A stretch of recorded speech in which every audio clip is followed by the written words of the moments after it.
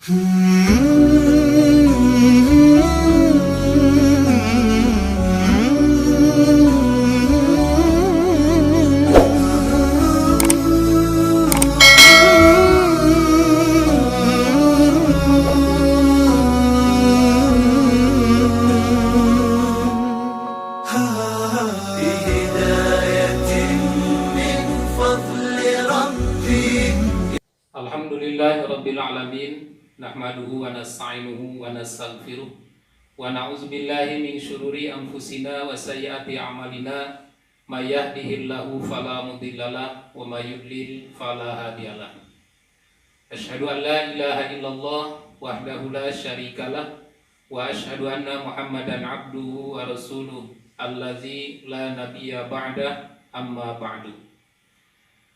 Para jamaah yang dimuliakan Allah Subhanahu wa taala, mudah-mudahan semuanya senantiasa ada dalam rahmat dan lindungan Allah. Mudah-mudahan semuanya selalu dalam keadaan sehat walafiat, dimudahkan rezeki, dijauhkan dari segala macam penyakit. Sesuai dengan jadwal, pada setiap hari Kamis ba'da zuhur biasanya disampaikan kajian tafsir Al-Qur'an di Masjid Al-Amanah, Komplek Istana Kemuliaan Kota Bandung. Namun sehubungan dengan hingga hari ini kita masih harus menjalani masa isolasi, maka kajian tafsir ini akan saya sampaikan secara online. Para jemaah semuanya dapat mengikuti kajian ini melalui YouTube Syiar Islam Channel atau melalui Facebook Syiar Islam Media. Para jamaah yang dirahmati Allah, pada kajian online yang lalu kita sudah membahas surat Al-Maidah ayat 57 sampai dengan 63. Dan pada kesempatan kali ini kita memasuki pembahasan surat Al-Maidah ayat 64 sampai dengan 66. Setelah Allah Subhanahu wa taala mengemukakan alasan-alasan terkait dengan larangan mengangkat orang-orang kafir sebagai pemimpin kita, sebagai wali kita, teman dekat, teman yang sangat akrab. Kemudian Allah Subhanahu wa taala menjelaskan tentang bagaimana buruknya keyakinan mereka, bagaimana buruknya ucapan orang-orang Yahudi kepada Allah Subhanahu wa taala. A'udzubillahi minasyaitonir rajim. Wa qalatil yahudu. Orang-orang Yahudi berkata. Kalau Allah Subhanahu wa taala menyebut kata Yahudi di dalam Al-Qur'an, ini merupakan sifat buruk yang diberikan oleh Allah kepada sekelompok ahlul kitab atau sekelompok kaum Bani Israel. Karena Allah itu memanggil manusia itu dengan gelar-gelarnya. Seperti hanya kita kaum muslimin umat Nabi Muhammad SAW seringkali dipanggil oleh Allah di dalam Al-Quran dengan panggilan allazina amanu, ya ayyuhallazina amanu, wahai orang-orang yang beriman. Itu salah satu maknanya adalah gelar, panggilan sifat yang sangat terhormat yang diberikan oleh Allah Subhanahu wa taala kepada umat Nabi Muhammad sallallahu alaihi wasallam. Kemudian Allah juga memberikan sifat buruk kepada kaum Bani Israel, kepada sebagian kelompok Bani Israel atau kepada sekelompok kaum Yahudi dengan mengatakan al-Yahudu, orang-orang Yahudi. Ini sifat atau kata yang menggambarkan sifat buruk kaum Bani Israel atau sifat buruk sebagian kaum ahlul kitab. Kata orang Yahudi, yadullahi maghlulah, tangan Allah itu terbelenggu. Nah, di sini Allah menggunakan Orang Yahudi mengatakan yadullah, tangan Allah itu terbelenggu. Nah, tentu saja ayat ini jangan kita pahami dengan makna hakiki, dengan makna yang sesungguhnya. Kenapa? Karena kata yadun di dalam Al-Quran itu memiliki ragam makna. Terkadang Allah menyebut makna yadun itu dengan tujuan menyebut makna hakiki. Dan terkadang Allah menggunakan kata yadun itu tujuannya untuk menunjukkan makna majaz atau metaforis. Kalau kata yadun ini diartikan dengan makna hakiki, maka tentu maknanya adalah organ sebagian anggota badan kita yang kita maklumi, yang kita ketahui, mulai dari jari-jari sampai bahu kita. Ini yadun. Mulai dari al-anamil, ujung-ujung jari sampai bahu kita. Atau ketika Allah menyebutkan kata yad dalam Al-Quran dengan makna hakiki itu maknanya dari jari-jari ila rusgi sampai ke pergelangan. Ini yadun.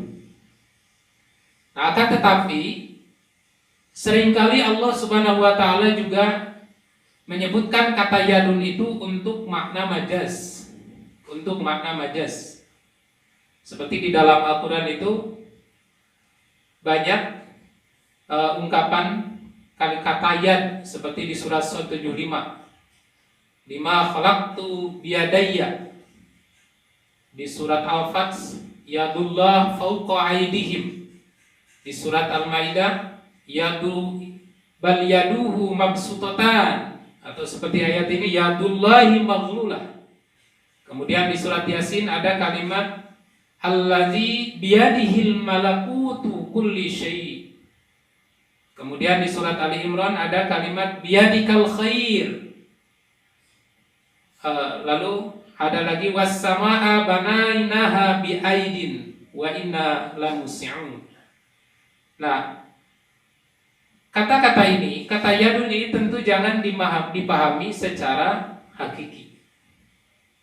Karena yadun itu memiliki banyak makna, diantaranya kalau dimaknai selain hakiki, maka yadun itu bermakna alal qudrah wal quwah. Artinya bermakna kekuatan atau kekuasaan. Seperti di dalam firman Allah surat Shad ayat 45, wazkur ibadana Ibrahim wa Ishaq wa Yaqub ulil aidi wal absar. Dan ingatlah hamba-hamba kami, yakni Nabi Ibrahim, Nabi Ishak, Nabi Yaqub, yang mempunyai kekuatan dan kekuasaan, juga mempunyai kecerdasan. Itu makna ya dalam surat 45. Kemudian yang kedua, yadun itu juga di dalam Al-Quran seringkali bermakna an-ni'mah wal ihsan, dalam arti karunia, pemberian, kenikmatan, dan kebaikan-kebaikan. Atau bermakna al-ata wan nafaqah, pemberian. Seperti di dalam hadis, ada hadis yang mengatakan al-yadul ulya khairun min yadis sufla. Al-yadul ulya, tangan di atas, khairun min yadis sufla, itu lebih baik daripada tangan yang di bawah. Ini maksudnya menunjukkan pemberian.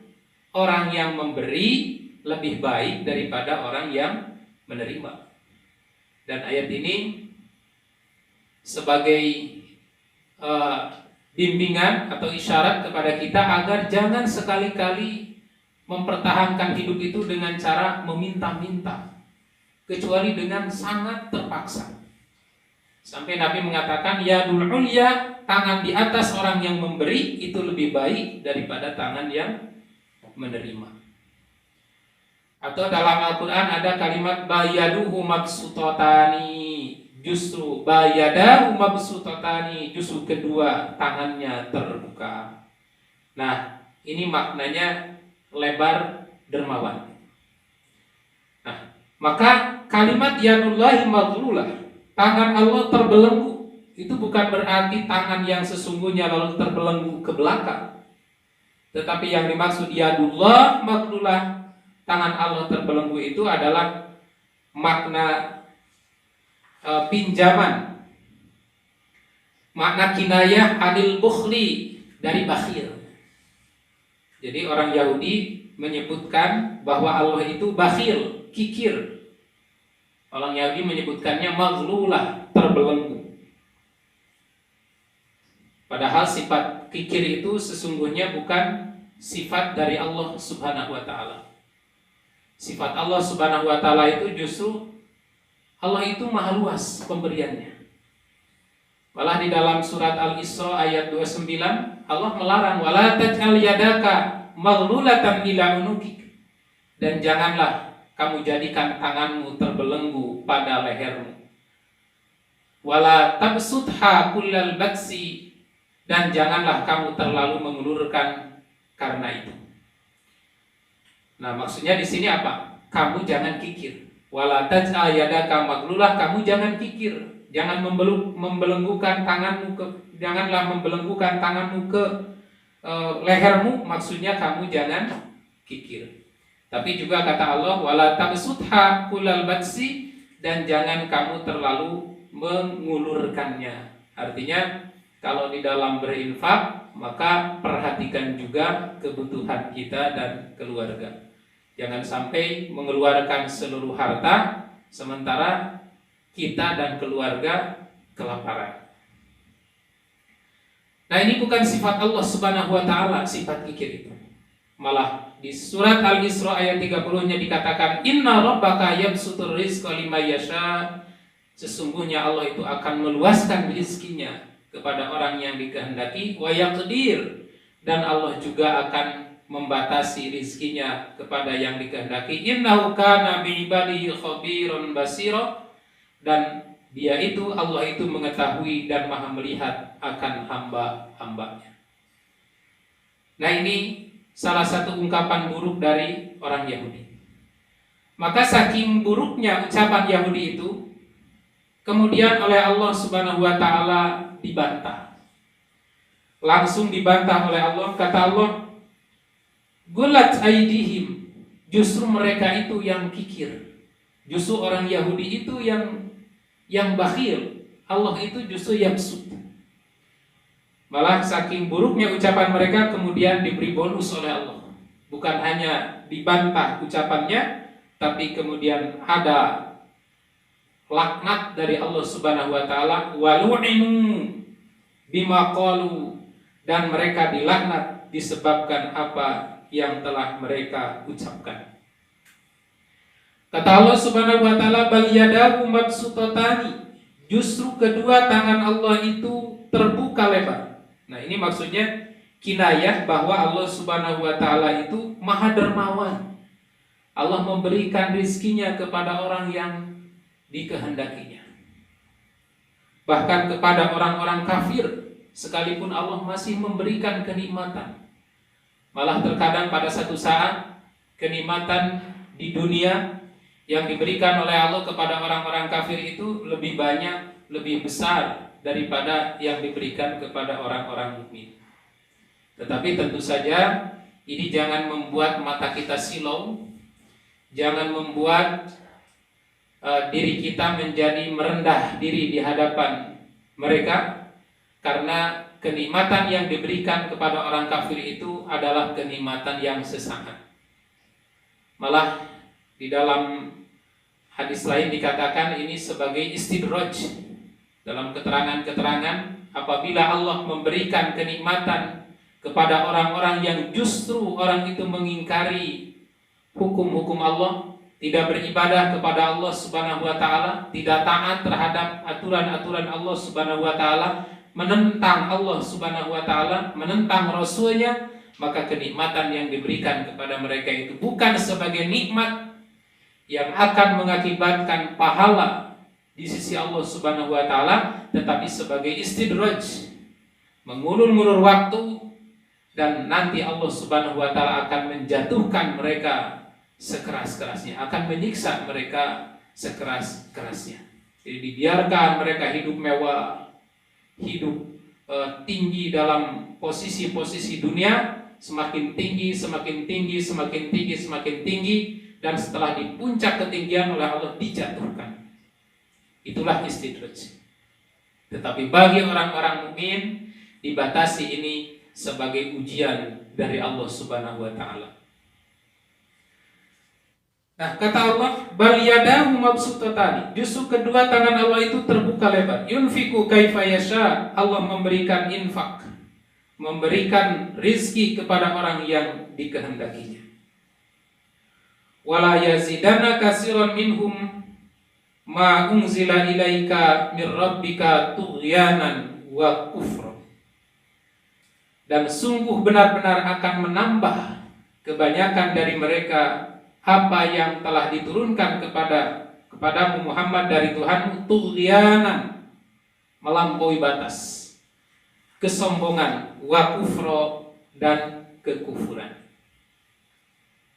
Jadi kata Allah Subhanahu wa taala, apa yang telah diturunkan kepadamu Muhammad, yakni dari Al-Qur'an, dari As-Sunnah yang telah diberikan kepadamu itu tidaklah menambah kepada kaum Yahudi itu kecuali menambah kesombongannya, menambah melampaui batas, dan menambah kekufuran mereka. Jadi ada orang-orang yang mendapatkan manfaat dari Al-Quran, ada juga orang yang mendapatkan madharat dari Al-Quran ini. Ada orang yang mendapatkan pahala dari Al-Quran, ada juga orang yang mendapatkan siksaan dari Al-Quran. Ada orang yang merasa ketika mendengar Al-Quran, mendengar tausiah, mendengar hadis-hadis Nabi disampaikan itu, hatinya merasa tersirami, hatinya merasa terobati, sehingga menjadi lapang, menjadi tenang di dalam beribadah kepada Allah Subhanahu wa ta'ala. Tapi ada juga yang ketika mendengar Al-Quran itu dadanya sempit, ka'annama yas'adu fis sama, seperti hanya orang yang naik ke langit, semakin sempit. Mendengar Al-Quran itu dadanya semakin sesak, kekafirannya semakin memuat, kesombongannya semakin meningkat, melampaui batasnya semakin hebat. Itulah yang dirasakan oleh orang-orang kafir. Jadi Al-Quran ini kalau diibaratkan itu bagaikan cahaya. Ada orang yang mendapatkan manfaat dari cahaya itu. Ada juga orang yang justru merasa ada madharatnya, mendapatkan madharat dari cahaya. Siapa orang yang mendapatkan manfaat dari cahaya? Orang yang mendapatkan manfaat dari cahaya adalah orang-orang yang sehat. Siapa orang yang mendapatkan madharat dari cahaya? Ketika melihat cahaya itu malah dia sakit, itulah orang-orang yang sakit. Maka orang yang sehat menurut Quran adalah orang yang beriman. Orang yang sakit menurut Al-Quran adalah orang-orang yang kafir. Wa alqaina bainahumul adawata wal baghdha, dan kami menimpakan bainahum, di antara mereka, al-adawa, permusuhan, wal baghdha, dan kebencian di antara mereka. Jadi Allah Subhanahu wa taala menimpakan perselisihan, permusuhan di tengah-tengah kaum Yahudi. Juga Allah Subhanahu wa taala menimpakan kebencian di tengah-tengah mereka ila yaumil qiyamah, sampai hari kiamat. Jadi pada hakikatnya orang Yahudi itu tidak pernah rukun. Kullama awqadu naron lil harbi, setiap mereka menyalakan api peperangan, atfa'ah Allah, maka Allah memadamkannya. Nah, ini juga bahasa kiasan, bahasa isti'arah. Allah Subhanahu wa taala menyebutkan api peperangan, padahal sebenarnya di dalam perang itu tidak ada apinya. Tetapi kenapa Allah Subhanahu wa taala menyerupakan perang dengan api?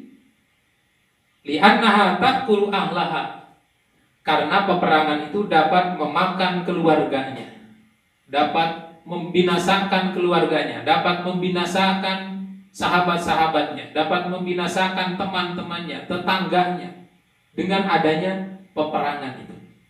Oleh karena itu Allah mengungkapkan kata perang dengan anar, api. Kullama auqadu naran lil harbi, setiap mereka menyalakan api peperangan, atfa'allah, maka Allah memadamkannya. Setiap mereka menghidupkan, menyalakan api peperangan untuk membinasakan kaum muslimin, Allah segera memadamkannya, mengantisipasinya. Wa yas'auna fil ardi fasada, dan orang Yahudi itu berjalan di muka bumi dengan merusak. Yang dimaksud fasad di sini adalah mufsidina bil ma'asi. Mereka merusak dengan melakukan kemaksiatan. Jadi sekalipun kehidupan mereka, negara mereka maju dan berkembang secara teknologi, secara ilmu pengetahuan, tapi kalau dia bermaksiat kepada Allah Subhanahu wa taala, kalau mereka tidak taat kepada Allah dan Rasul-Nya, kalau mereka tidak taat terhadap ketentuan-ketentuan Allah, maka Quran menyebutnya mufsidin, yaitu melakukan kerusakan di muka bumi. Karena perbuatan dosa mereka itu pada satu saat bisa mengundang azab Allah Subhanahu wa taala. Wallahu la yuhibbul mufsidin, dan Allah itu tidak menyukai orang-orang yang melakukan kerusakan. Kemudian di ayat 65, walau anna ahlal kitab, dan kalau seandainya ahlul kitab, yakni kaum Yahudi dan Nasrani ini, amanu wattaqu, mereka beriman dan bertakwa.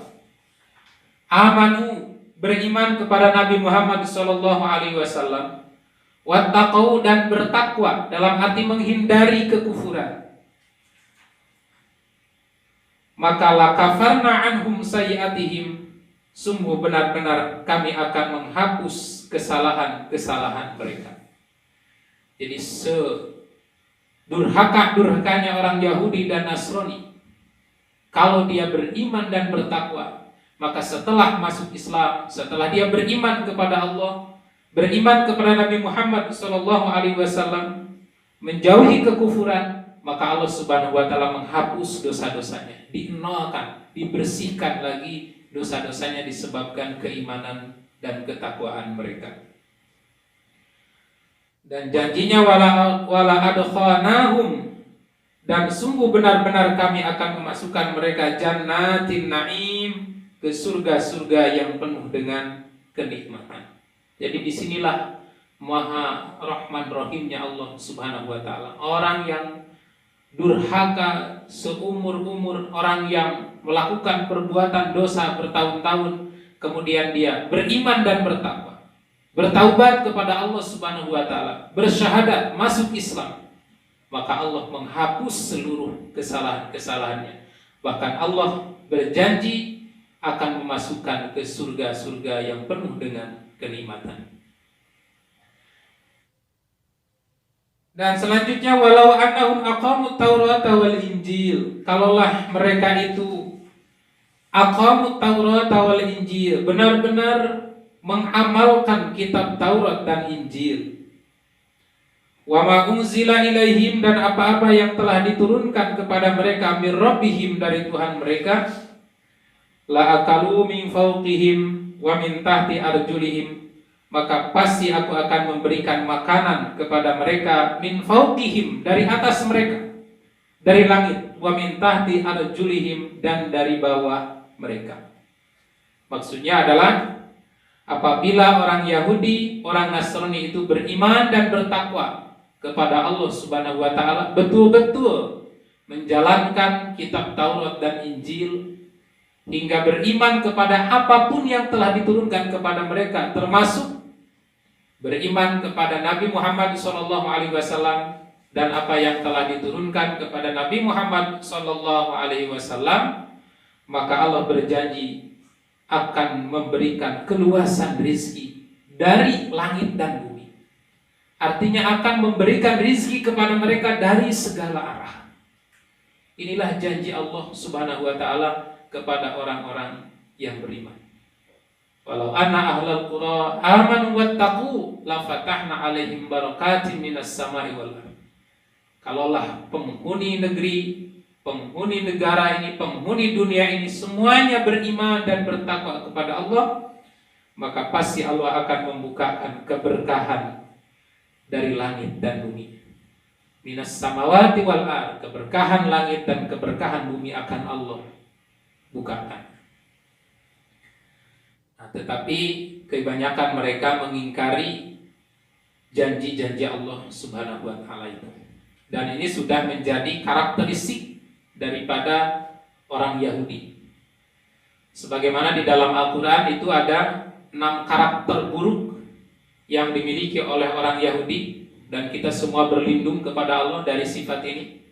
Bahkan setiap hari di dalam sholat kita berdoa setelah minta kepada Allah supaya berada dalam jalan yang lurus. Ya Allah, ihdinas siratal mustaqim, tunjukkan kami ke jalan-Mu yang lurus, yakni jalan yang ditunjukkan oleh Nabi Muhammad SAW. Kemudian diikuti kita berlindung dari sikap-sikap buruk orang Yahudi dan Nasrani. Ghairil maghdubi alaihim waladdallin. Ihdinas siratal mustaqim, ya Allah tunjukkan kami ke jalan-Mu yang lurus. Apa jalan yang lurus itu? Siratal ladzina an'amta alaihim. Jalan lurus adalah jalan yang telah orang-orang yang telah Engkau berikan nikmat kepada mereka, yaitu jalannya para nabi, jalannya para syuhada, jalan kehidupan para sholihin. Ghairil maghdub, bukan jalan orang yang dibenci, yakni jalan orang Yahudi. Waladdallin, dan bukan juga jalan orang-orang yang sesat, yakni jalan orang Nasrani. Kenapa? Karena mereka itu memiliki sifat buruk. Di antaranya sifat orang Yahudi itu suka melecehkan Allah Subhanahu wa taala. Seperti di dalam surat Al-Maidah ini. Mereka mengatakan, wa qalatil yahudu yadullahi maghlulah. Orang Yahudi mengatakan tangan Allah terbelenggu. Allah itu kikir, tidak mau memberi.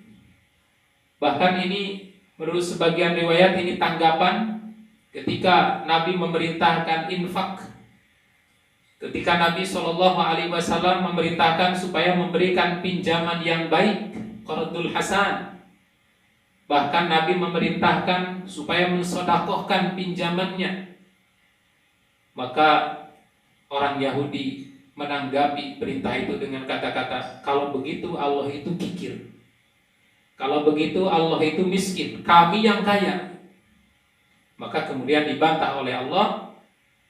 Kata Allah, gullat aidihim, justru merekalah yang kikir, tangan merekalah yang terbelenggu. Walu'inu bima qalu, dan mereka mendapatkan laknat disebabkan apa yang telah mereka ucapkan. Ini karakter buruk orang Yahudi. Kemudian yang kedua, sifat buruk mereka itu, orang Yahudi itu suka melecehkan malaikat. Jadi malaikat saja dilecehkan. Ini dijelaskan dalam salah satu riwayat ketika seorang Yahudi bernama Abdullah bin Salam datang kepada Nabi SAW menanyakan 3 hal, yaitu menanyakan tentang awal tanda kiamat, menanyakan tentang makanan ahli surga yang pertama kali dihidangkan pada saat kita nanti masuk surga, kemudian menanyakan alasan kenapa ada anak mirip bapaknya, ada anak mirip ibunya. Dan kata Abdullah bin Salam, seorang tokoh Yahudi ini, pertanyaan ini katanya tidak akan bisa dijawab kecuali oleh seorang nabi. Lalu Nabi SAW menjawab pertanyaan Yahudi ini dengan sebelumnya mengatakan bahwa akhbirni bihinna Jibrilu anifan. Oh, baru saja Jibril mengabarkan hal itu kepada kami. Dan ketika orang Yahudi mengatakan, ketika Nabi mengatakan seperti itu, orang Yahudi segera menanggapi, wah kalau begitu aku tidak mau mendengarkan berita dari Jibril. Kenapa? Karena Jibril itu adalah aduwul Yahudi. Jibril itu adalah musuh bangsa Yahudi. Maka kemudian Allah menurunkan ayat yang mengatakan, qul, katakan olehmu Muhammad, man kana aduwwan li Jibrila fa innahu nazzalahu alal qalbika biiznillah. Barang siapa yang menjadikan Jibril sebagai musuhnya, maka Jibril itu telah menurunkan Al-Qur'an ke dalam hatimu dengan izin Allah.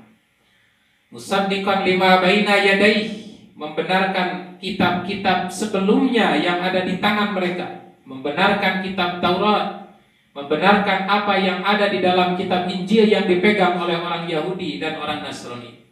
Wahudan, dan Al-Quran itu sebagai petunjuk, wa busyra lil mu'minin, dan Quran itu sebagai kabar gembira bagi orang-orang mukmin. Kemudian yang ketiga, karakter buruk orang Yahudi itu suka mendustakan dan membunuh para nabi. Ribuan para nabi yang dibunuh oleh mereka. Karena nabi-nabi yang diutus oleh Allah kepada kaum Bani Israel itu sangat banyak. Sebanyak ulama di zaman ini. Dan nabi-nabi mereka itu dibunuh oleh orang-orang Yahudi. Bukan malah ditaati ajarannya, bukan malah diikuti dakwahnya, tetapi oleh mereka dibunuh. Kemudian yang keempat, sikap buruk orang Yahudi itu dia suka mengubah kitab suci. Mengubah isi-isi yang ada di dalam kitab suci mereka. Apa yang diturunkan kepada mereka dalam kitab suci dirubah dengan tangannya sendiri. Dan ini dijelaskan oleh Allah Subhanahu wa taala di dalam Al-Qur'an. Fawailul lil ladzina yaktubuna al-kitaba bi aydihim. Maka kecelakaan besarlah bagi orang-orang yang menulis Alkitab, menulis firman Allah Subhanahu wa taala dengan tangan mereka sendiri. Artinya memasukkan kitab-kitab Allah. Summa yaquluna hadza min indillah. Lalu dia mengatakan ini firman Allah Subhanahu wa taala. Dan itulah yang terjadi di dalam kitab-kitab orang Yahudi dan orang Nasrani saat ini. Sudah sangat sulit sekali untuk mencari kebenaran di dalam kitab mereka itu.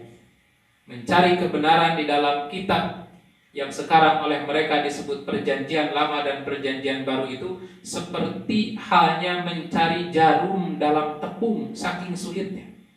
Kenapa? Karena isi ayat-ayat di dalam kitab tersebut sudah merupakan bentuk modifikasi, bahkan pemalsuan dari rahib-rahib mereka. Kenapa mereka memasukkan ayat-ayat Allah Subhanahu wa taala? Liyashtaru bihi samanan qalila. Tujuannya adalah untuk menukar dengan ayat Allah itu dengan harga yang sedikit. Jadi untuk tujuan duniawi.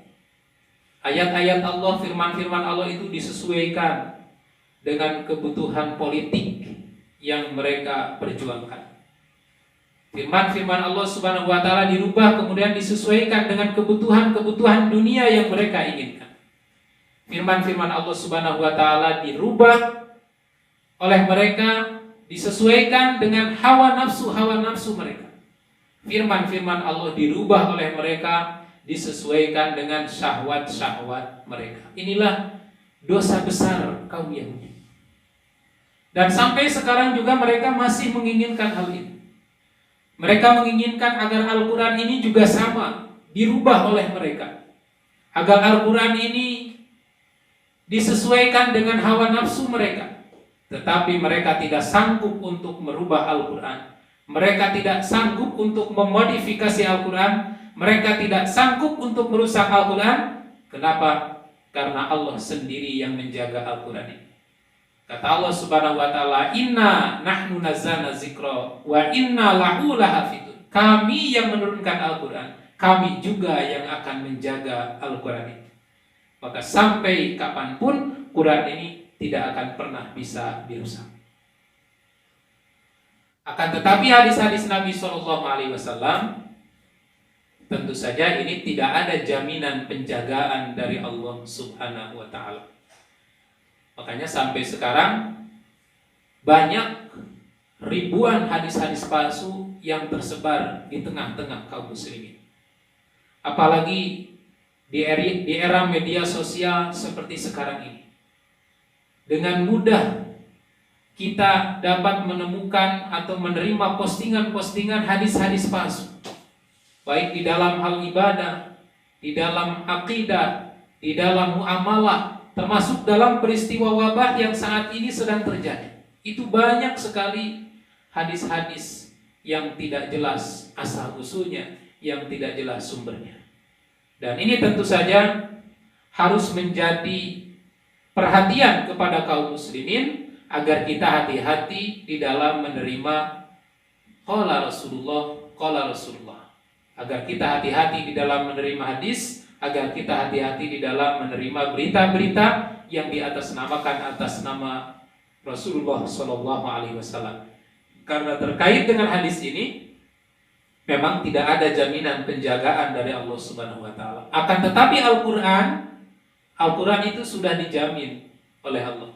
Di antara jaminan penjagaan Allah terhadap Al-Quran itu, Allah mengutus setiap tahun, setiap generasi orang-orang yang hafal Al-Quran, baik hafal lafaz-lafaz Al-Quran maupun hafal isi kandungan Al-Quran ini.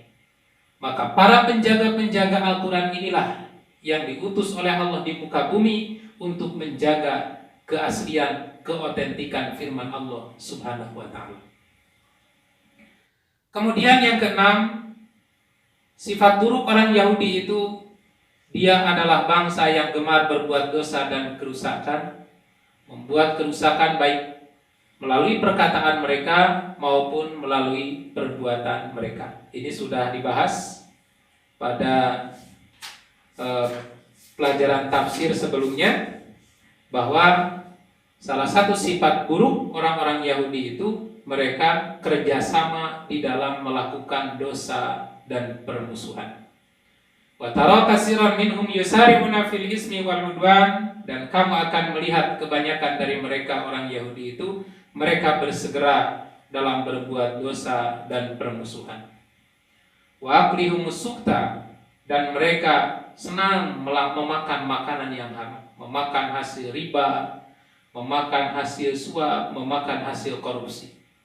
Labisa makanu ya'malun, sungguh buruk apa yang telah mereka perbuat. Para jamaah yang dirahmati Allah Subhanahu wa Ta'ala, itulah kandungan dari surat Al-Maidah ayat 64 sampai 66. Mudah-mudahan kajian ini dapat menambah wawasan keilmuan kita semua, dan wabil khusus dapat meningkatkan keimanan dan ketakwaan kita kepada Allah Subhanahu wa Ta'ala, serta semangat untuk menjaga dan mengamalkan Al-Quran, yakni wahyu yang telah diturunkan oleh Allah Subhanahu wa Ta'ala kepada Rasulullah Sallallahu Alaihi Wasallam untuk kemaslahatan kita semua. Demikianlah yang dapat saya sampaikan. Terima kasih atas segala perhatiannya. Mohon maaf bila ada kekurangan dan kesalahan. Aqulu qouli hadza wa astaghfirullah li wa lakum. Wassalamualaikum warahmatullahi wabarakatuh.